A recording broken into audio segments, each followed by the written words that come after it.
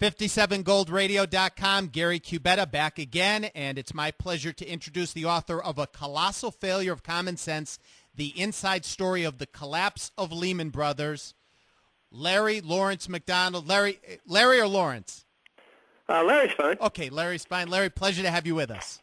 Thanks, Gary. Great to be here. I heard you last Sunday. I like to listen to Bob Brinker on the weekends. I think he's got a very good program, and you came on, and my ears perked right up because the Lehman Brothers situation has been a fascination to me for about the last year and a half, 2 years or so. You worked with Lehman Brothers. What exactly was your role with the company? Well, I traded distressed bonds. So I traded corporate bonds of companies that are in trouble, companies like Delta Airlines at the time, Northwest Airlines, companies that were struggling. I traded their bonds. Now, Larry, I remember I graduated from college in the 80s, and I was considering going to work for Merrill Lynch, which would be similar to a corporation like Lehman or Goldman Sachs.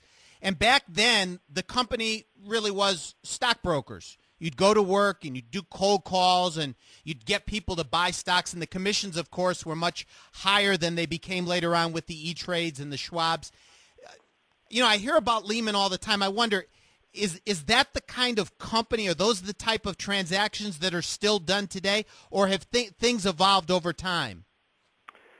Well, that's what makes this book, A Colossal Failure of Common Sense, such a treat, because it brings the reader inside of the investment bank.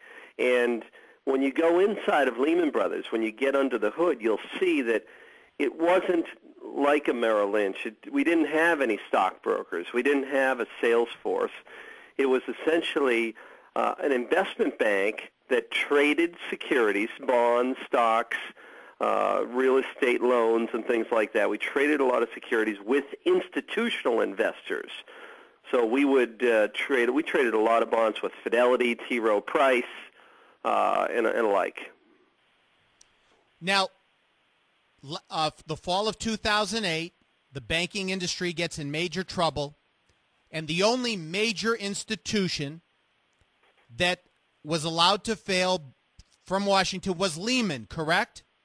That's right. Major institution. Now, there's been a lot of controversy. People have said that because Hank Paulson was the CEO and made a fortune with Goldman Sachs and Lehman was a major competitor, that by design Lehman was allowed to fail since Paulson had the final real say on it. Do you believe that Paulson wanted Lehman to go down? Well, if you take one thing from this interview, remember these words. I mean,